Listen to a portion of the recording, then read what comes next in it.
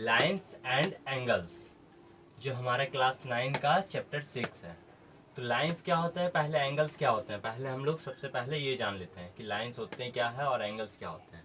तो lines basically क्या होते हैं, जो स्ट्रेटली ड्रॉ किया जाता है, जिसके एंडिंग पॉइंट क्या होते हैं, नो एंडिंग पॉइंट। यानी इसके एंडिंग पॉइंट क्या होते हैं, एंडिंग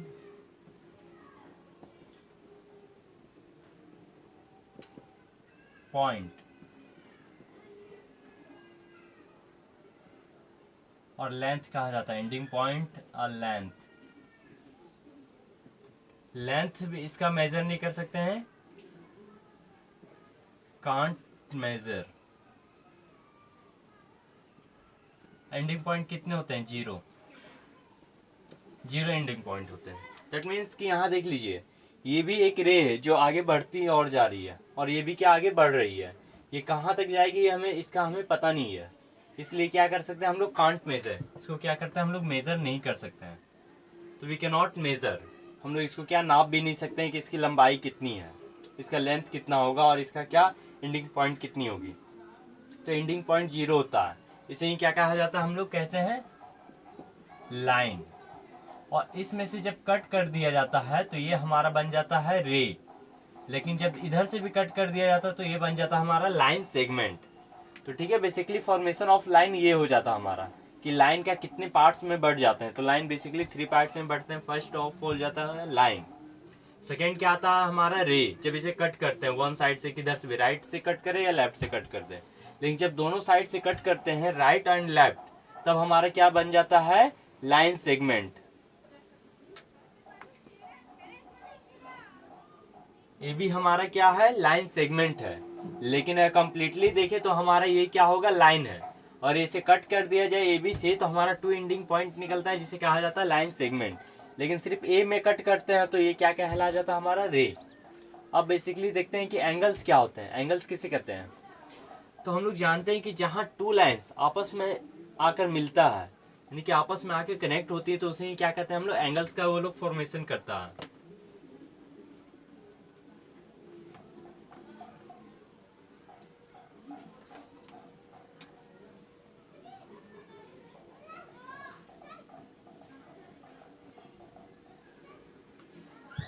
ये हमारा क्या है, 2 लाइन्स है, इसे कहा जाता है वर्टेक्स। जहां पर ये 2 लाइन का जब कॉमन पॉइंट होता है, ये लाइन है ए बी और BC का कॉमन पॉइंट क्या है हमारा, पॉइंट बी है, तो इसे क्या कहा जाता है, वर्टेक्स। और इन दोनों के बीच जो हमारा बना है, ये क्या कहलाता है, एंगल्स। ठीक है, इन दोनों के हेल्प जो बनता है हमारा एंगल, वही क्या कहलाता है, हमारा एंगल्स कहलाता है। तो इसे क्या कहते हैं, एंगल्स। अब एंगल्स को लिखा कैसे जाता है, तो हमारा एंगल्स बन कहाँ रहा है, तो बी पे एंगल्स हमारा बना है। तो बी को लिखें कैसे, अगर एंगल से लिखना है तो हमें जिस एंगल को सिलेक्ट करना, मान लीजिए ये एंगल को सिलेक्ट करना होगा, अगर यहाँ से हम, और बी को सिलेक्ट करना होगा, जिसे भी सिलेक्ट करना है तो हम लिखेंगे, जिस एंगल को भी सिलेक्ट करना, मान लीजिए बी को हम सिलेक्ट करें तो बी को हम बीच में लिखेंगे, एंगल ABC। ठीक है, तो ये सिलेक्ट कर लिए। अब हम मान लीजिए कि ए को सिलेक्ट करना चाहते हैं, तो एंगल BAC, जिसे भी सिलेक्ट करेंगे हम उसे कहाँ लिखेंगे, मिडिल में। हम जिसे भी सिलेक्ट करेंगे उसे कहाँ हम लिखते हैं, मिडिल में। यानी कि हम बी को सिलेक्ट किए तो बी को कहाँ लिख दिए हम, मिडिल में लिखे। ए को सिलेक्ट किए तो ए को कहाँ लिख दिए हम, मिडिल में लिखे। अब सी को सिलेक्ट करना चाहते हैं, तो सी को सिलेक्ट करना चाहते हैं तो क्या लिखेंगे, एंगल BCA। तो यानी कि इससे हमारा क्या, एंगल C सिलेक्ट हो चुका है, एंगल C। तो बेसिकली ये हमारा क्या हो जाता है, एंगल। जब 2 लाइन आपस में आके जहां कॉमन पॉइंट यानी कि मिलती है, वहीं क्या एंगल का ये लोग फॉर्मेशन करती है। यानी कि ये दोनों लाइन मिलके क्या एंगल का फॉर्मेशन करती है। ये लाइन जिसे साइड कहते हैं, एक 1 साइड एंड 2 साइड। तो ए बी क्या कहलाती है, साइड कहलाती है, और BC भी साइड है और CA भी साइड है। यानी कि एक ट्राइंगल में 3 साइड होते हैं और सम ऑफ एंगल कितने होते हैं, ट्राइंगल्स। मैं लिख देना चाहता हूँ यहाँ, ट्राइंगल्स। तो साइड कितने होते हैं और सम ऑफ एंगल कितने होते हैं, सम ऑफ एंगल्स, तो सम ऑफ एंगल्स बता देना चाहूंगा कि 180 डिग्री होते हैं और साइड कितने होते हैं, 3 साइड होते हैं, 3 साइड होते हैं और सम ऑफ एंगल कितने होते हैं, 180 डिग्री, जिसे हम लोग क्या कहते हैं, ट्राइंगल कहते हैं। 180 डिग्री नहीं तो ट्राइंगल कभी नहीं होगा। तो एक्चुअली में कैसा भी ट्राइंगल आप बनाइए उसका सम कितने होते हैं, 180 डिग्री होते ही हैं। तो अब हम जान लिए लाइन्स एंड एंगल्स। अब हमें जानना क्या है इस चैप्टर में, तो जानना हमें कि एंगल्स, तो कितने टाइप्स के एंगल्स होते हैं, क्या क्या एंगल्स आते हैं इस चैप्टर में। तो हमें बेसिकली देखना होगा opposite angles, interior alternate angles, exterior alternates angle, corresponding angles. तो हमें इसके बारे में पढ़ना होगा। तो उससे पहले देख लेते हैं, जब एक स्ट्रेट लाइन को अनदर स्ट्रेट लाइन इंटरसेक्ट करती है तब कौन कौन से एंगल्स बनते हैं।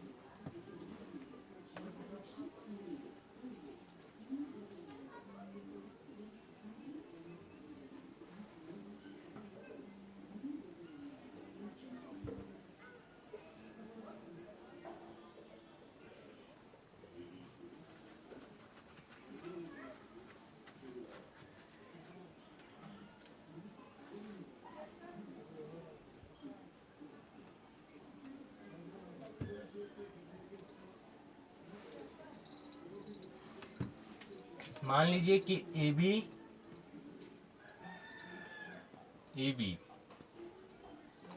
एक स्ट्रेट लाइन है, ठीक है। अब एक अनदर लाइन आती है एक्स वाई जो अनदर लाइन है हमारा, ये इसे क्या करती है, इंटरसेक्ट कर जाती है। X Y intersect, X Y intersect A B lines, ठीक है। ए बी को क्या कर जाती है, इंटरसेक्ट करती है। ए बी को एक्स वाई इंटरसेक्ट किसको कर रही है, ए बी को कर रही है। तो हमारे यहाँ पर कितने एंगल्स बने हैं, कौन कौन से एंगल्स क्या होंगे, आपस में इक्वल होंगे।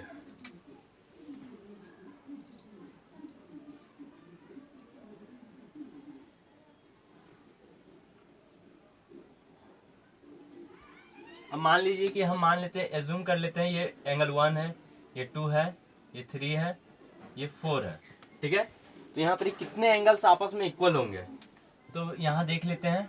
Number 1, angle 1 equal to angle 4, ठीक है। Second number, angle 2 equal to angle 3, ये इक्वल होंगे आपस में। क्यों होंगे, ड्यू टू रीजन ब्रैकेट में लिखेंगे अपोजिट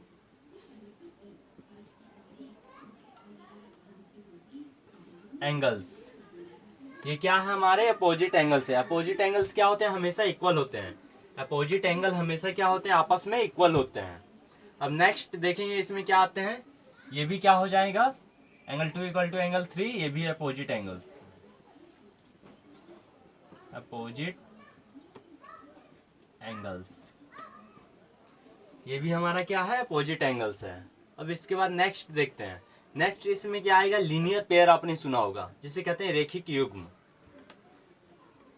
तो रेखिक युग्म क्या होता है, तो रेखिक युग्म यानी कि जिसका मान क्या 180 डिग्री हो, जिस कोनों का मान क्या होते हैं 180 डिग्री होते हैं, उसे ही क्या कहा जाता है, रेखिक युग्म कहा जाता है। यानी कि रेखा का 2 युग्म होते हैं, एक युग्म इधर बटा हुआ है, एक युग्म इधर बटा हुआ है। एक रेखा पे कितने सारे भी एंगल्स बन सकते हैं, तो उन सारे युग्मों को अगर जोड़ दे तो क्या कहलाता है, रेखिक युग्म कहलाता है।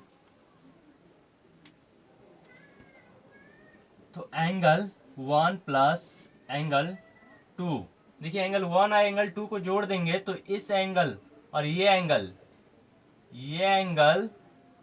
और ये एंगल आपस में मिलके क्या एक लाइन पे आ जाएगी, एक लाइन पे आ जाएगी, यानी कि लीनियर इक्वेशन हो गया, यानी कि रेखा एक बना लेगी। तो इन दोनों को लाइन को यानी इन दोनों एंगल को मिला देने से तब हमारा क्या बनेगा, एक लीनियर पेयर बन जाता है, यानी कि रेखिक युग्म। Angle 1 plus angle 2 equal to क्या आ जाएगा, इसका वैल्यू क्या होता है, 180 डिग्री होता है, 180 डिग्री ब्रैकेट में लीनियर पेयर, जिसे कह सकते हैं आप रैखिक युग्म, ठीक है। क्या कहा जाता है, रेखिक युग्म। तो यानी कि angle 1 equal to angle 2 equal to कितने हैं, 180 डिग्री। एंगल 1 प्लस एंगल 2 यानी कि एंगल 1 और एंगल 2 को जोड़ देने पे, ऐड कर देने से क्या हमारा बन जाता है, लीनियर इक्वेशन, यानी सॉरी लीनियर पेयर बन गया। यानी कि लीनियर पेयर बन जाने का मतलब क्या होता है कि ये दोनों को अगर एंगल को हम जोड़ देते हैं तो ऐड क्या, हमारा लीनियर का जो पेयर था वो लाइन बन चुका है।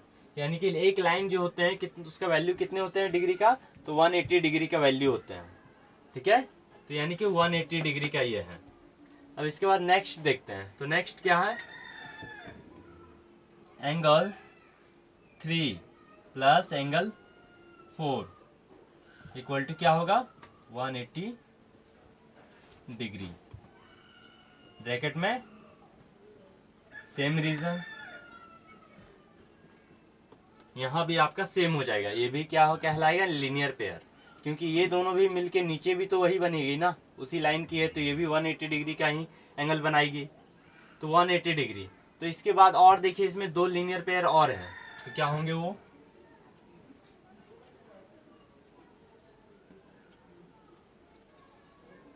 Angle 1 plus angle 3, angle 1 plus angle 3 equal to क्या हो जाएंगे, 180 डिग्री, सेम रीजन। इस तरीके से नेक्स्ट आपका भी निकल जाएगा लीनियर पेयर। इसके बाद भी तो क्या हो गया, नेक्स्ट एक लास्ट बचा हुआ है, angle 2 plus angle 4, angle 2 plus angle 4 equal to 180 degree.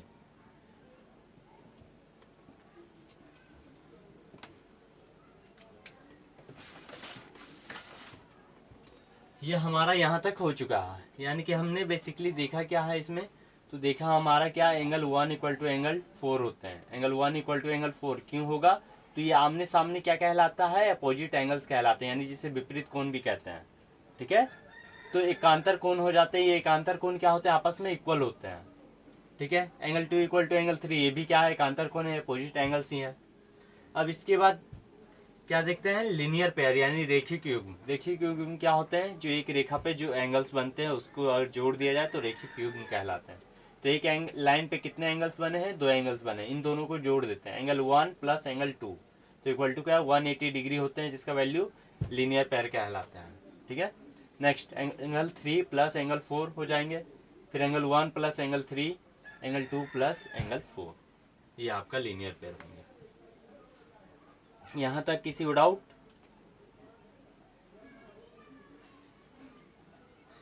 चलिए मैं इरेज करता हूँ।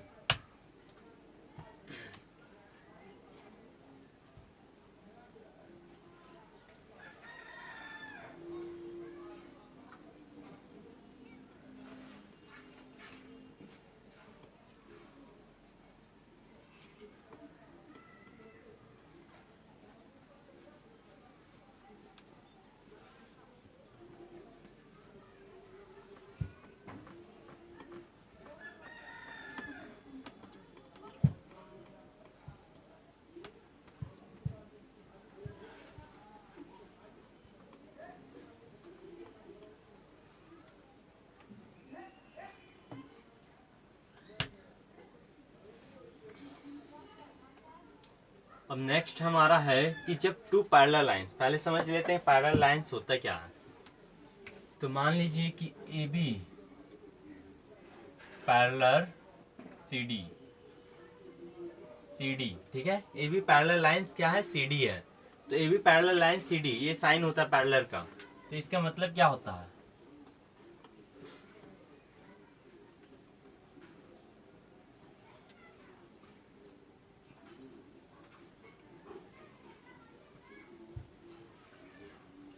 ए बी पैरेलल सी डी है हमारा। तो मान लीजिए यहाँ का जो डिस्टेंस होगा पैरेलल लाइंस का, मतलब एक एग्जांपल थ्रू समझते हैं, 10 सेंटीमीटर है, और यहाँ का भी जो डिस्टेंस होना चाहिए वो कितना होना चाहिए, 10 सेंटीमीटर। तब ये लाइन क्या कहलाएंगे, पैरेलल। यानी कि इससे क्या समझते हैं कि आरंभिक दूरी और अंतिम दूरी आपस में क्या होनी चाहिए, बराबर होनी चाहिए, तभी वो लाइन क्या कहलाएगी, समानांतर रेखा कहलाएगी। यानी कि स्टार्टिंग डिस्टेंस और एंडिंग डिस्टेंस आपस में क्या होनी चाहिए, इक्वल होनी चाहिए, both are equal, then we can say that it is a parallel line. Then हम लोग कह सकते हैं कि ये लाइन क्या है, हमारा क्या पैरेलल लाइंस है। तो ये लाइन हमारा पैरेलल लाइंस है कब, जब हमारा क्या होगा, स्टार्टिंग डिस्टेंस और एंडिंग डिस्टेंस आपस में इक्वल होगा, तब वो क्या कहलाएगी, पैरेलल लाइंस। अब इसके बाद ये देखते हैं ये लाइन क्या आपस में कभी मिलेगी, तो बिल्कुल नहीं मिलेगी। जब इसका स्टार्टिंग डिस्टेंस और एंडिंग डिस्टेंस आपस में इक्वल है तो कभी भी लाइन एक दूसरे को क्रॉस नहीं करेगी। अब इसको देखिए, जब इसको एक अनदर लाइन इंटरसेक्ट करती है, तो जब टू पैरेलल लाइंस को अनदर लाइन इंटरसेक्ट करेगी, ABCD is a parallel and XY intersect of this line।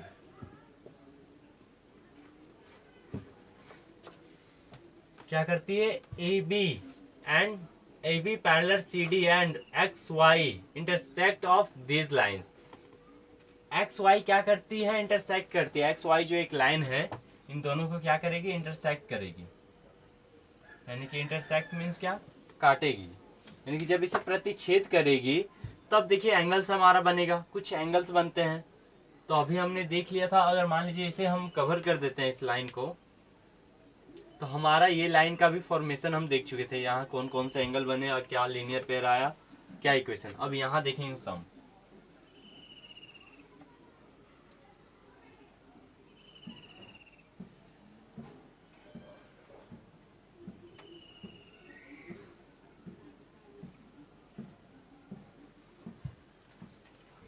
तो इसका भी नाम ले लेते हैं, मान लीजिए कि 1 2 3 4 5 6 7 8, ये हमारा क्या है, वैल्यू है एंगल्स का। एंगल्स का नाम हो गया कि 1 2 3 4 5 6 7 8। तो अब इन सभी लाइंस और एंगल्स को पहले देखेंगे, तो कौन कौन से एंगल्स आपस में इक्वल होंगे। तो फर्स्ट नंबर यहाँ देख लेते हैं, एंगल 1 इक्वल टू एंगल 8, ठीक है। ये क्या होंगे, एक्सटीरियर। एक्सटीरियर का नाम सुनेंगे, एक्सटीरियर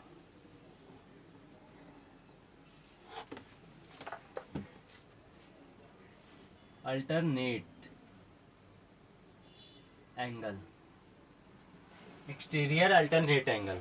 अब क्या सेकेंड नंबर देखेंगे, एंगल 2 इक्वल टू एंगल 7 भी क्या होगा, एक्सटीरियर अल्टरनेट एंगल। ये भी हमारा क्या हो जाएगा, सेम। यानी कि ये भी बाहर का ही एंगल है, ये एंगल बाहर है, अपोजिट तो ही अल्टरनेट है, अल्टरनेटिव होने के साथ साथ एक्सटीरियर भी है। अब इसके बाद नेक्स्ट थर्ड नंबर देखते हैं। थर्ड नंबर हमारा क्या आएगा, अब इंटीरियर के देखें, अल्टरनेट एंगल एक्सटीरियर है, इंटीरियर भी तो होगा। तो इंटीरियर अगर इसी के नीचे जस्ट देख ले तो इंटीरियर है, तो 3 का अपोजिट में क्या है, 6। Angle third equal to angle 6, ये क्या हो जाएगा, इंटीरियर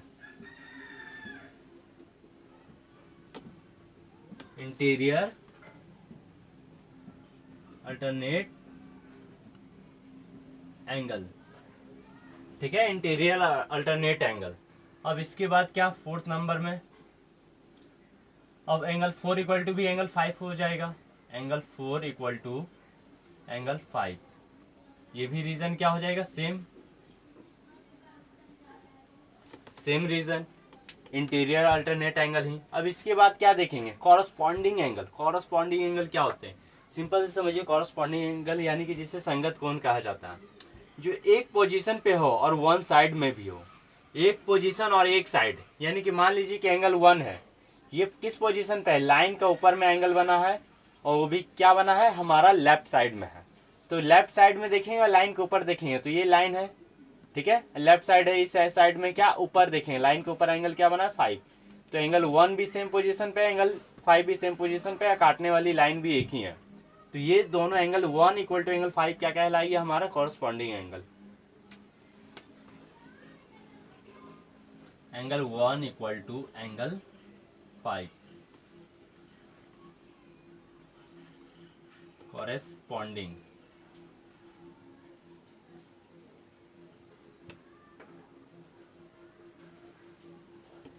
ये क्या है हमारा कॉरेस्पॉन्डिंग एंगल, यानी कि सेम पोजीशन और सेम साइड, ठीक है, या सेम डायरेक्शन भी बोल सकते हैं। सेम साइड सेम पोजीशन पे होना चाहिए। पोजीशन यानी कि ये ऊपर की ओर है तो ये भी एंगल क्या होनी चाहिए, लाइन के ऊपर ही होनी चाहिए। और काटने वाली लाइंस भी क्या, इंटरसेक्ट करने वाली लाइंस भी सेम होनी चाहिए। तो ठीक है, वंस एक साइड भी है एक पोजीशन भी है, तो जिस कारण से ये क्या कॉरेस्पॉन्डिंग एंगल। तो एंगल थर्ड क्या है, नीचे है, लाइन के नीचे बनी है, और क्या है, लेफ्ट साइड है। तो लेफ्ट साइड का देखेंगे क्या है, लेफ्ट साइड है या नीचे ही है। तो एंगल 3 इक्वल टू एंगल 7, ये क्या हो जाएगी हमारे कॉरेस्पॉन्डिंग एंगल। ठीक है, अब इधर का देखेंगे तो ये राइट साइड है और लाइन के ऊपर पोजीशन पे है। अब ये क्या, राइट साइड है, लाइन के ऊपर पोजीशन पे क्या 6 है। Angle 2 equal to angle 6, same reason. अब एंगल 4 इक्वल टू भी क्या हो जाएगी हमारा angle 8। Angle 4 equal to angle 8 due to reason of same reason हो जाएगा इसका भी, क्योंकि ये भी सेम साइड है। Same side first of all, और सेम पोजीशन, लाइन के नीचे एंगल बनी है, ये भी लाइन के नीचे बनी है, यानी कि पोजीशन भी सेम है और साइड भी सेम है, जिस कारण से इसे क्या कहा जाता है, कॉरेस्पॉन्डिंग एंगल।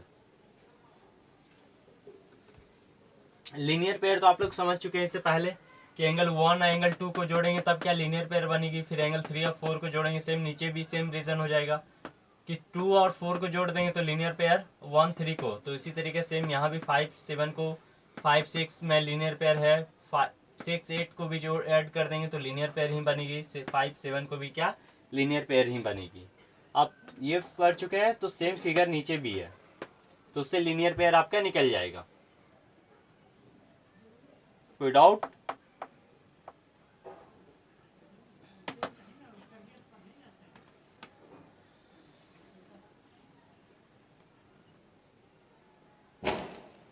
चैप्टर में बेसिकली हमारे फाइंड आउट करना होगा तो इसी बेस पे करना होगा कि कोई अल्टरनेट एंगल दिया गया होगा, कोई अपोजिट एंगल दिया होगा, कोई एक्सटीरियर अपोजिट एंगल्स में से निकालना होगा हमें एंगल्स, या फिर वैल्यू, या फिर इसके इक्वल क्या होगा। अगर मान लीजिए एंगल 1 दिया गया, इसके इक्वल क्या होगा, तो एंगल 6 आपका नहीं होता, एंगल 8 होता है। एंगल 4 इक्वल टू एंगल 5 होता है। फिर इसके बाद एंगल 4 इक्वल टू एंगल 8 भी होता है। ये देख सकते हैं क्यों होता है, ड्यू टू रीजन आपने देखा होगा फर्स्ट लाइन जब A B intersect X Y हुआ या सी डी हुआ, तब आपने देखा होगा अपोजिट एंगल्स आपस में इक्वल होते हैं। यानी 4 इक्वल टू 5 क्यों होगा, तो 8 इक्वल टू 5 होगा अपोजिट एंगल्स, जिस कारण से क्या 5 इक्वल टू 4 होता है।